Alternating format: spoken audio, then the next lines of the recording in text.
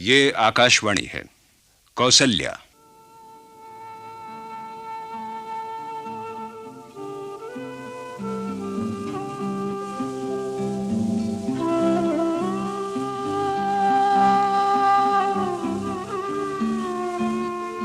आज प्रस्तुत है श्री पोल प्रगड़ सत्यनारायण मूर्ति के तेलुगु उपन्यास कौसल्या का हिंदी रेडियो नाट्य रूपांतर।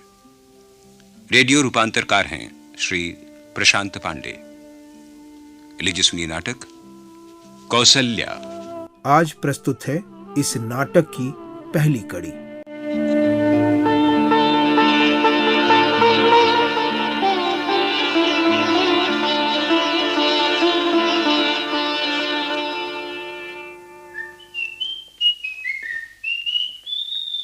तिलक जी माँ। ये सूट बूट पहनकर इस कड़ी धूप में कहाँ जा रहे हो? बाजार। क्यों? शायद रिजल्ट निकल गया हो, अखबार देखने जा रहा हूँ। अखबार घर आ जाएगा, तुम्हें जाने की जरूरत नहीं। मगर माँ मैं कुछ नहीं सुनना चाहती। तुम बाहर नहीं जाओगे।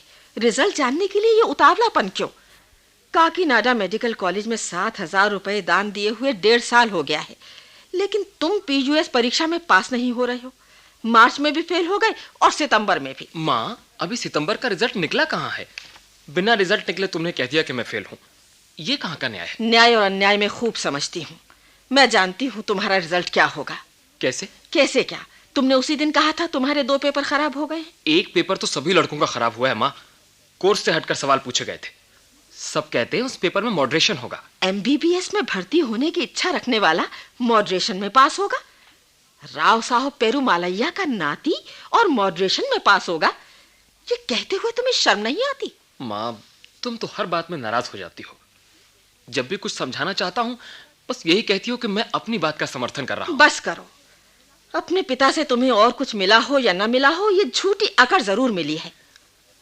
अच्छा, मुझे 5 रुपए दे दीजिए। किस लिए? मैंने दोस्तों के साथ मैटनी शो देखने का प्रोग्राम बनाया है। काकीनाडा जाकर तुम दोस्तों की बुरी संगत में पड़ गए हो। मेरा नियंत्रण तुम पर से हट गया है ना? जाओ, कपड़े बदलो, कहीं जाने की जरूरत नहीं। जाओ। जी, अभी जाता हूँ। मुंशी जी। जी माँ जी। तुम्हें किस महीने से इंक्रीमेंट मिलना है? अगले महीने से माँ जी। अच्छा, नई नौकरानी वनजा को काम पर लगे 1 साल हो गया है ना? जी। उसके नाम का भी प्रोविडेंट फंड खोल दो। मगर माँ जी, ऑडिटर साहब कह रहे थे परिवार संबंधी नौकर चाकरों पर लेबर एक्ट लागू नहीं होता। फिर भी आप हम सबको इंक्रीमेंट, प्रोविडेंट फंड और पेंशन दे रही हैं। मैं ये सब लेबर एक्ट के लिए थोड़ा ही कर रही हूँ मुंशी जी। अगर नौकरों का खून चूसकर हम उन्हें उनके बुढ़ापे में काम से हटा दें तो वे बेचारे कहाँ जाएंगे? पिताजी कहा करते थे, मनुष्य के लिए मनुष्य का शोषण करना उचित नहीं। राव साहब पेरूमालैया अपने सिद्धांतों के लिए आज तक याद किए जाते हैं। मैं उन्हीं की बेटी हूँ। ऑडिटर आ जाएं तो उनसे कहना हिसाब अप टू डेट बनाएं। जी। सरकार को धोखा देने की कोशिश न करें। समझ गए ना मुंशी जी? जी समझ गया माँ जी। मुंशी जी। हाँ तिलक भैया। कई बार माँ की बात समझ में नहीं आती। मैं उनका बेटा हूं। मैंने उनसे 5 रुपए मांगे तो उन्होंने मुझे इनकार कर दिया, और दूसरी तरफ उनका यह हट है कि घर के नौकरों को इंक्रीमेंट और प्रोविडेंट फंड दे दिए जाए। बेटा, आपने तो कौसल्या माँ जी को अपना होश संभालने के बाद ही देखा है। मैं तो उन्हें तब से देखता आ रहा हूं जब से उन्होंने अपना होश संभाला है। बचपन से ही वो अपने सिद्धांतों की पक्की और बहुत अनुशासन पसंद है। आपके नाना जी के स्वर्गवास के बाद उन्होंने जिस तरह ये घर और जमींदारी का भार संभाला है, ये उनके अलावा कोई और नहीं कर सकता था। ये तो मैं देख रहा हूं मुंशी जी, लेकिन एक बात समझ में नहीं आती। माँ को अकेले ये सब करने की क्या जरूरत है? पिताजी कहाँ हैं? माँ उनकी सहायता क्यों नहीं लेती? ये घर और जमींदारी के झंझट पिताजी को संभालने चाहिए। जब भी मैं पिताजी के बारे में बात करता हूं वो चुप्पी लगा जाती है। आप ही बताइए मुंशी जी। शायद अखबार आ गया है। देखूं तो।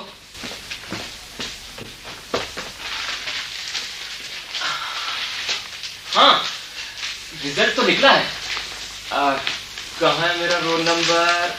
1680 77 78 80। हाँ, ये रहा। मुंशी जी मैं पास हो गया हूँ। शाबाश तिलक बेटा। माँ, क्या है? मैं पास हो गया हूँ माँ। सच? हाँ,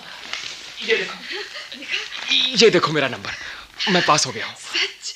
हाँ माँ, देखो ना। शाबाश बेटा, शाबाश।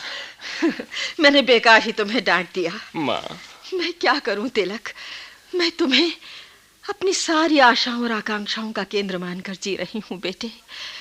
तुम परीक्षा पास कर एक दिन डॉक्टर तिलक बन जाओगे तो मैं अपनी सारी तकलीफें भूल जाऊंगी। माँ, सोच तो बेटा, मुझे कितना गर्व होगा जब जगह जगह लोग कहेंगे डॉक्टर तिलक राव पेरुमालैया का नाती है। आपका सपना जरूर पूरा होगा माँ जी। एक दिन तिलक भैया जरूर डॉक्टर तिलक बनेंगे। ईश्वर करे वो दिन जल्दी ही आए। हाँ बेटा, तुम मैटनी शो में जाना चाहते थे ना? जी। जाओ और लो, ये लो 10 रुपए। तुम अपने दोस्तों को भी साथ लेते जाना। अच्छा। और सुनो जी। उनसे कह देना कल सब आए, कल घर में पार्टी होगी। अच्छा माँ।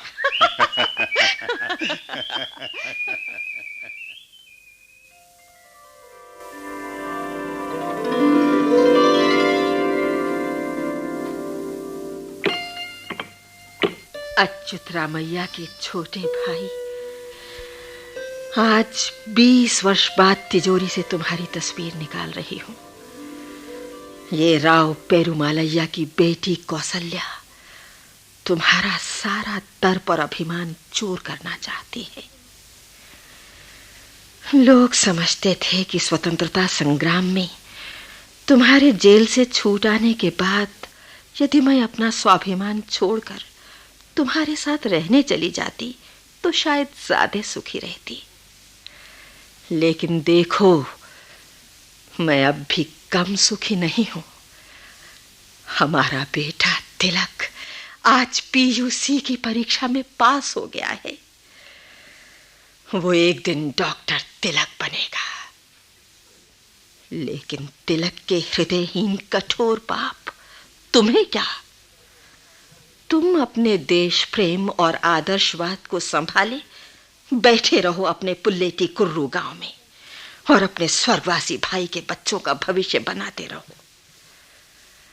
अपने बेटे तिलक का भविष्य बनाने को उसकी मां कौसल्या ही काफी है, क्योंकि तिलक के पिता श्री वेंकट रामैया के पास अपने बेटे के लिए न समय है न प्यार।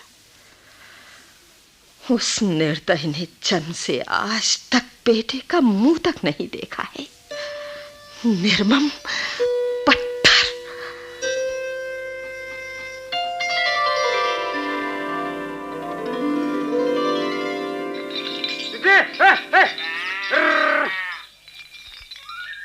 नमस्कार शास्त्री जी। ओहो वेंकट रामैया जी, आइए आइए। हमने अपने खेत में लौकी लगाई थी, सुना आपके घर समझाने वाले आ रहे हैं। जी। ये पहली फसल की लौकियां उतरी हैं। सोचा आपके समझाने वालों को ही इनकी सब्जी खिलाई जाए, बढ़िया तरकारी बनेगी इनकी। आपकी बड़ी कृपा है वेंकट रामैया जी। आप गांव वालों का कितना ध्यान रखते हैं। आपके बड़े भाई साहब अच्युत रामैया भी हम पर बहुत कृपा रखते थे। मेरे बड़े भाई साहब तो देवता थे शास्त्री जी। यदि वो न होते तो क्या मैं इस तरह निश्चिंत होकर देश के लिए अपना जीवन अर्पित कर सकता था? लेकिन आप भी तो उनकी मृत्यु के बाद उनके बच्चों की अपनी ही संतान की तरह देखभाल कर रहे हैं। गांव में तो लोग ये तक कहते हैं कि आपने अपनी पत्नी कौसल्या और बेटे की उपेक्षा कर अपने भाई के बच्चों का लालन पालन किया है। ना ऐसा ना कहिए शास्त्री जी। मैं तो सिर्फ अपने कर्तव्य का पालन कर रहा हूँ। बड़े भैया ने क्या मेरे लिए कुछ कम किया था? आपको तो पता ही है शास्त्री जी, बड़े भैया ने ही मुझे सन 38 के हरिपुरा कांग्रेस अधिवेशन में भेजा था। जब मैं लौटा तो पता चला इस बीच सीतम्मा भाभी आनंद को जन्म देकर प्रसव काल में ही सिधार गई हैं। मुझे अभागे को तो उनके दर्शन तक नसीब नहीं हुए। भाग्य की बात है। छोड़िए शास्त्री जी, आप ये लौकियां लीजिए, मैं फिर मिलूंगा। नमस्कार। नमस्कार।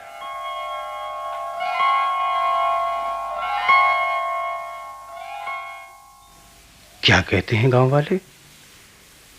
मैंने अपनी पत्नी कौशल्या और अपने बेटे की उपेक्षा कर अपने भाई की संतान को पाला है? क्या ये सच है? नहीं नहीं नहीं। अगस्त सन 42 के भारत छोड़ो आंदोलन में भाग लेकर जब मैं 3 वर्ष के लिए जेल गया था, तो गर्भवती कौशल्या अपने पिता राव साहब के पास रामचंद्रपुरम चली गई थी। 1.5 साल बाद जब बड़े भैया को खबर मिली कि राव साहब का देहांत हो गया है, तो शोक प्रकट करने वो वहां गए थे। उस समय कौशल्या ने स्पष्ट शब्दों में बड़े भैया से कह दिया था, आप लोगों के साथ हमारा संबंध टूट गया है। आप बार बार आकर हमें तंग करने की कृपा न करें। जब मैं जेल से छूट कर आया था, तो बड़े भैया ने नौकर के द्वारा कौशल्या के पास खबर भेजी थी, लेकिन मानिनी कौशल्या अपने घर नहीं आई, मायके में ही रही। आज भी वो वहीं है। 20 वर्ष हो गए हैं। क्या मुझे अपना पुरुषोचित स्वाभिमान छोड़ कौशल्या के पास जाकर गिड़गिड़ाते हुए ये प्रार्थना करनी चाहिए थी, कौशल्या, बेटे को लेकर घर चलो? क्या ये उचित होता? लेकिन इसमें अनुचित भी क्या था? पति पत्नी के बीच ये मान अभिमान कैसा? अगर मैं एक बार जाकर कौशल्या से कहता, तो शायद कौशल्या आ जाती। लेकिन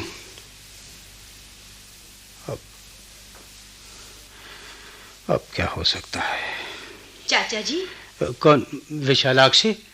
आप इतनी देर से अपने आप से क्या बात कर रहे हैं?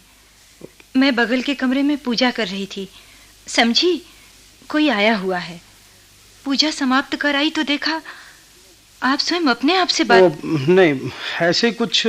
चाचा जी, आप कुछ परेशान से लग रहे हैं, बात क्या है? कुछ नहीं बेटी, वो ये मन है ना, ये कभी कभी विचलित हो उठता है बेटे। अब देखो ना, प्रतिदिन की समस्याएं हैं। अरे भाई, समस्याएं हैं तो उनका हल भी है। इसमें इतना अधीर होने या ऐसे घबराने की क्या जरूरत है? ईश्वर कृपा से सब काम हो ही जाते हैं। मैं बस मन को यही समझा रहा था और कुछ नहीं। क्या समस्याएं हैं चाचा जी? कोई नई समस्या? नहीं, कोई नई समस्या नहीं बेटी, कोई नई समस्या नहीं। बस यही चाहता हूँ, बड़े भैया ये जो जिम्मेदारियां मुझ पर छोड़ गए हैं ना, उन्हें किसी तरह पूरी कर दूं। आनंद की पढ़ाई पूरी करवा, उसकी गृहस्थी बसानी है। तुम्हारी लड़की जानकी है ना, उसकी अच्छी जगह कहीं शादी हो जाए और वो खुशी खुशी अपनी ससुराल चली जाए। और हाँ, ये जो मुकुंद है ना, उसका ध्यान कविता के पागलपन से हटाकर खेती की ओर लगाना है। बस इतना कुछ हो जाए तो समझूंगा कि बड़े भैया के ऋण से ऋण हो गया। अब देखो ना, सोच रहा था कि इस साल का अनाज बेचकर आनंद को बीए ऑनर्स में दाखिला दिला दूं। वो मेहनत कर फर्स्ट डिवीजन में पास हुआ है, मगर इसके लिए करीब 1000 रुपया कर्ज लेना होगा। आंधी पानी के कारण इस साल हमारी फसल नष्ट हो गई है। हाँ, सो तो है। चाचा जी। अरे आओ आनंद, तुम्हारी बहुत लंबी उम्र है। मैं अभी तुम्हारी ही बात कर रहा था। आपकी बात मैंने सुन ली है, इसीलिए आया हूं। देखिए चाचा जी, मैं कर्ज लेकर नहीं पढ़ूंगा। तो फिर क्या करोगे? कोई नौकरी ढूंढूंगा। आनंद, फर्स्ट डिवीजन में पास होकर तुम नौकरी करोगे? आप चिंता क्यों करते हैं? मैं जानता हूं आप मुझे पढ़ाना चाहते हैं, मगर समय साथ नहीं दे रहा है। आनंद। हाँ चाचा जी, आप कर्ज नहीं लेंगे। तो फिर जानकी का क्या होगा बेटा? बिना आगे पढ़ाए, बिना शादी किए जवान लड़की को घर पर रखना ठीक नहीं है बेटा। आप मेरी माने तो जानकी को पीआर कॉलेज काकीनाडा में दाखिल करवा दीजिए। लेकिन बेटा, जानकी को कॉलेज में दाखिल कराने के लिए भी तो पैसे चाहिए। पैसे होते तो तुम्हें चाचा जी, मेरी और जानकी की पढ़ाई में बहुत फर्क है। उसकी पढ़ाई 500-600 में भी चल सकती है। और फिर वहां एक ट्रस्ट है जो स्कॉलरशिप देता है। तब तो ठीक है। क्यों बेटी? आप जैसा उचित समझी चाचा जी, लेकिन फिर इस साल भी वो जमीन बिना खेती के रह जाएगी। जमीन? किस जमीन की बात कर रही हो विशालाक्षी? वही जो सरकार ने आपको सर्पवरम में 5 एकड़ बंजर जमीन दी है। ओह वो जमीन, उसके लिए क्या जल्दी है? मैं उस जमीन के लिए जेल थोड़ा ही गया था बेटी। चाचा जी, एक बात और कहना चाहता था। हाँ कहो। पुलिस में सब इंस्पेक्टर की नौकरियों का विज्ञापन निकला है, मैं अर्जी देना चाहता हूँ। ठीक है, स्वतंत्र भारत में पुलिस की नौकरी गलत नहीं है। तुम अर्जी दे दो, ईश्वर की इच्छा होगी तो तुम चुन लिए जाओगे। नाना जी। अरे जानकी ये प्रसाद कहाँ से ले आई बेटे? केशव स्वामी के मंदिर से नाना जी, धनुर्मास शुरू हो गया है ना। अच्छा अच्छा। आज तूने नैवेद्य नहीं रखा जानकी? मामा मैं पूजा कर ही रही थी कि मंदिर की घंटियां सुनाई देने लगी। तो क्या पूजा रोक कर प्रसाद लेने के लिए मंदिर जाना चाहिए? कोई बात नहीं जानकी, जा अब पूजा पूरी कर ले। हैं? अच्छा नाना जी। अभी जानकी का बचपना नहीं गया। विवाह होते ही सारा बचपना जाता रहेगा। लेकिन दीदी, अभी तो हम इसे कॉलेज में भेजने की सोच रहे हैं। कॉलेज में दाखिल होने पर भी यदि कोई अच्छा संबंध मिल जाए तो उसकी शादी करने में क्या हर्ज है? वो तो तुम ठीक कहती हो बेटी, लेकिन ऐसे संबंध आज के दिनों में अपने आप आते कहाँ हैं? एक काम तो कर ही सकते हैं चाचा जी। क्या? आनंद के लिए यदि किसी अच्छे घर से संबंध आ जाए तो उस दहेज से जानकी का विवाह किया जा सकता है। नहीं बेटी, हम लोगों में दहेज लेने का रिवाज नहीं है। लेने का रिवाज नहीं है, इस पर भी लड़की का विवाह करते समय क्या हम दहेज देने से बच सकते हैं? कुछ भी कहो विशालाक्षी, मैं दहेज लेने के पक्ष में नहीं हूँ। दहेज स्वच्छ और निर्मल दाम्पत्य बंधन को कलुषित कर देता है। विवाह पवित्र संस्कार है, रोजगार नहीं। कोरे आदर्शवाद से काम नहीं चलता चाचा जी, दुनिया बहुत बदल गई है। तो क्या हमें भी दुनिया के साथ बह जाना चाहिए बेटी? नहीं बेटी नहीं, तुम देखना, अपने आनंद और जानकी के लिए मैं कितने अच्छे रिश्ते लाऊंगा और उन पर दहेज की छाया तक नहीं पड़ने दूंगा।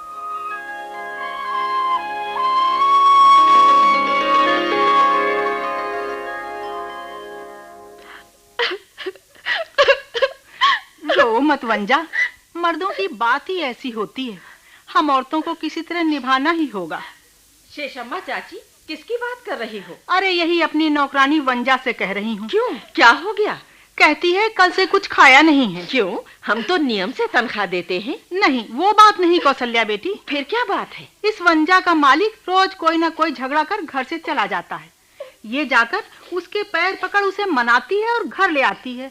कल दिन में कोई टंटा कर वो चला गया, इसीलिए इसने खाना नहीं पकाया। ये भी भूखी है और बच्चे भी। चाची, इसे आंचल भर चावल दे दो और कह दो पति के लिए भूखी ना रहे।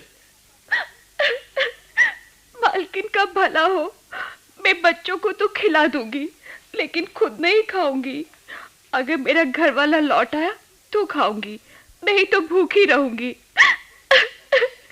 मुझे उसे मनाना ही होगा शेषम्मा चाची। चाची, मुंशी जी से कहकर इसका आज तक का हिसाब कर इसकी छुट्टी कर दो। पति की गलती करने पर भी उसके सामने गिड़गिड़ाने वाली स्त्री मुझे कतई पसंद नहीं। पति ने गलती की है तो कभी पति भी तो आकर क्षमा मांगे। क्यों हर एक स्त्री को अपना जैसा बनाना चाहती है कौशल्या? कौन है मुझसे ये पूछने वाला? तेरा मन। मैं अपना मन मार चुकी हूँ। मन मारने से कुंठाएं पैदा होती हैं। उन कुंठाओं ने तुझे जिद्दी बना दिया है। मैं जिद्दी हूँ? हाँ। कैसे? काकीनाडा से आकर तिलक ने मेज पर खाना खाने की इच्छा प्रकट की थी, तूने मना कर दिया। ये होटल नहीं है, घर में रसोई घर में पीढ़े पर बैठकर ही खाना होगा। मगर काकीनाडा में उसे मेज पर खाना खाने की आदत पड़ गई है, लेकिन घर में उसे नियंत्रण में रहना होगा। लड़का बड़ा हो रहा है, छोटी छोटी बातों में उस पर नियंत्रण रखना ठीक नहीं होगा। मैं तिलक को एक आदर्श नवयुवक बनाना चाहती हूँ, मैं उसे मनमानी नहीं करने दूंगी। यही तेरी जिद है। मत भूल, अपनी इस जिद से तूने अपनी गृहस्थी के पनपते वृक्ष पर अपने हाथों कुल्हाड़ी मारी है। नहीं, ये झूठा आरोप है जिसे मैंने अपना सर्वस्व माना। सुहागरात के 24 घंटे के अंदर वो मुझे त्याग कर देश सेवा के नाम पर सत्याग्रह करके जेल चला गया। ऐसे बलिदानों से ही देश का इतिहास बनता है, लेकिन गृहस्थी नहीं बनती। जब देश में आग लगी हो तो देश से प्रेम रखने वाला घर में चुपचाप कैसे बैठे रह सकता है? इसीलिए तो मैंने आंसू पीकर सब कुछ चुपचाप सहन कर लिया था। लेकिन वो तो 8 महीने बाद फिर मुझे त्याग कर जेल चले गए, 3 वर्ष के लिए। जब वो जेल से वापस आए तब क्यों नहीं गई थी तू? क्यों नहीं गई थी तू उनके पास गृहस्थी बसाने?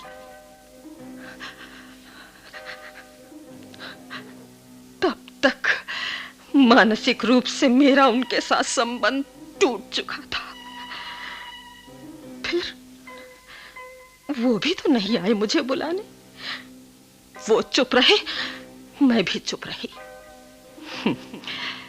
वो सत्याग्रही थे, तू दुराग्रही थी। अगर उन्होंने देश के लिए त्याग किया है तो मैंने भी देश के लिए कम आहुति नहीं दी है। हाँ, पर उन्हें अपने त्याग पर कोई गर्व नहीं है। तूने जो त्याग किया है तुझे उस पर गर्व है।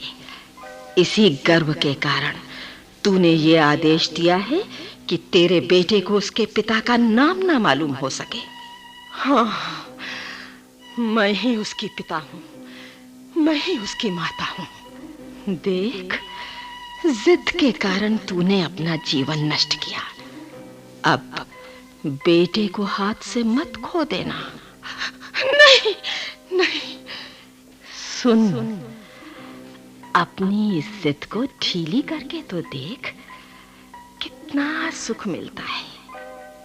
मत भूल कौशल्या कि समन्वय ही जीवन है, समन्वय ही जीवन है। शर्मा चाची, मुंशी जी से कह दो वनजा का हिसाब नहीं करें, उसे नौकरी पर रहने दें। और तिलक आए तो जैसा वो चाहे उसे मेज कुर्सी पर खाना खिला देना। बेटी,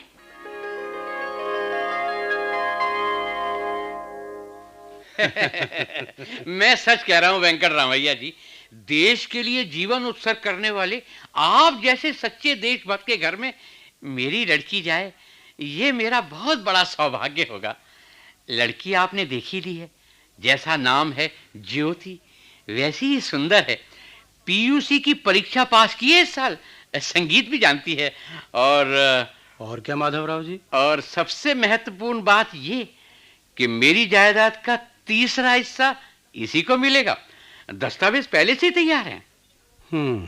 अच्छा, आपके भतीजे आनंद ने तो ऑनर्स में एडमिशन लिया है ना? नहीं माधवराव जी। जी?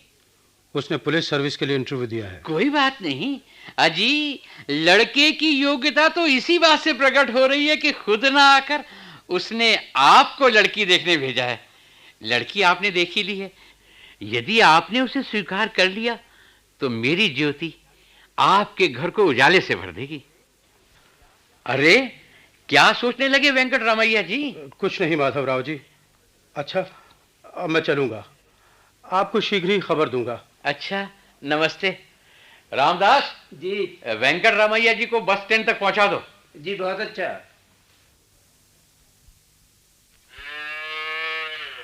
जी, यही मेरा घर है वेंकट रामैया जी। अगली बस तो 1.5 घंटे बाद मिलेगी, तब तक आप यहीं आराम कीजिए। आइए बैठिए, पानी मंगवाता हूँ। बेटी अन्नपूर्णा, जरा पानी लाना। आपका मकान छोटा है लेकिन कितना साफ सुथरा और मन को शांति देने वाला है। लगता है जैसे किसी ऋषि की कुटी में आ गए हों। हम लोग बहुत ही साधारण व्यक्ति हैं। आप रख दे बेटी, यही रख दे।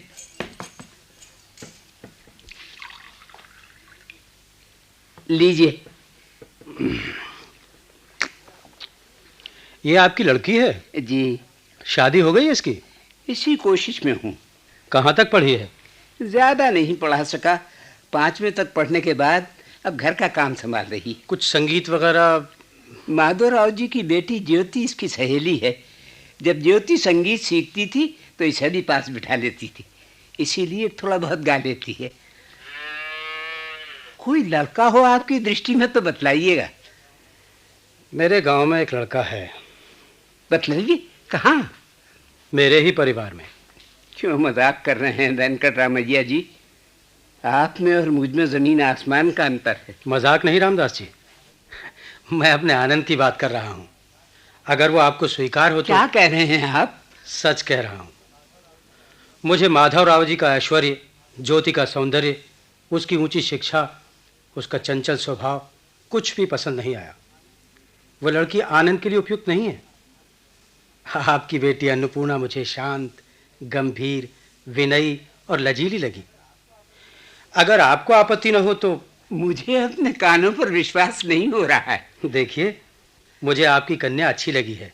आप ये बताइए, आपको मेरा प्रस्ताव स्वीकार है या नहीं? मेरा इससे बड़ा सौभाग्य क्या हो सकता है?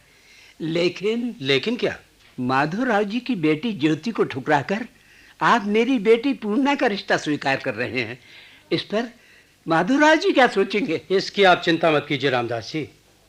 आपकी बेटी से रिश्ता न भी तय हुआ होता तो भी उनकी ज्योति से तो मैं कभी भी आनंद की शादी न करता। आप संकोच में मत पड़िए, मेरी बात पक्की मानिए और शीघ्र ही विवाह की तैयारी कीजिए। और हाँ, विवाह बहुत ही साधारण रूप से होगा, आडंबर बिल्कुल नहीं, और दहेज तो बिल्कुल नहीं।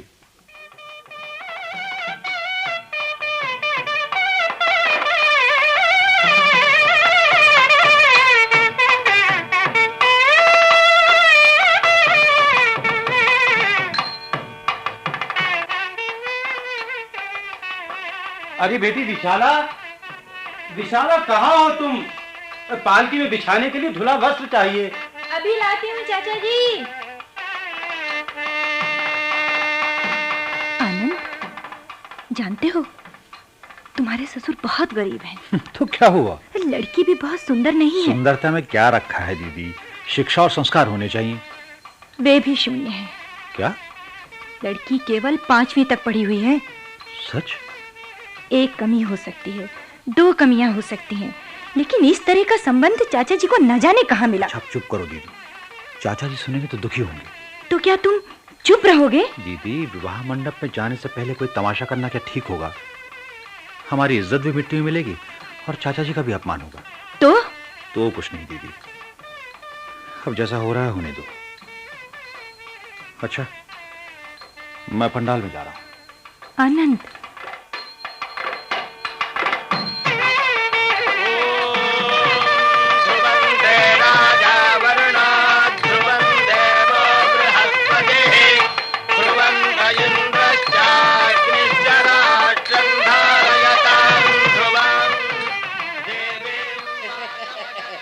बधाई हो वेंकट रामैया जी, बधाई हो। आखिर हमारे गांव का संबंध आपको स्वीकार करना ही पड़ा। माधवराव जी, विधाता को जो मंजूर था वही हुआ। वैसे आप नाराज तो नहीं हैं कि हमने आपकी ज्योति? जी, इसमें नाराजगी की क्या बात है? मेरे लिए तो जैसी अपनी ज्योति वैसी रामदास की पूर्णा है। अच्छा चलो, जरा वर वधू को आशीर्वाद दे आऊं। रामदास की हालत मुझसे छिपी नहीं है, इसीलिए मैंने चांदी के बर्तन और रेशमी वस्त्र आनंद को भेंट किए। आनंद याद तो रखेगा, शादी भी क्या जीवन में बार बार होती है।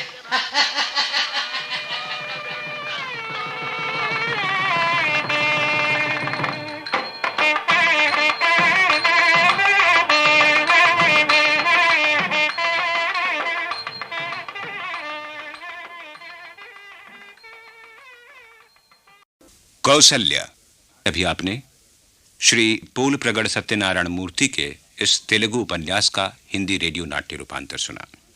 हिंदी अनुवाद श्री बालशौरी रेड्डी ने किया था और रेडियो नाट्य रूपांतरकार थे श्री प्रशांत पांडे। इसके निर्देशक थे सत्येंद्र शरत। प्रस्तुतिकरण सहायक थे सुदर्शन कुमार और तकनीकी सहायक वीणा भारद्वाज।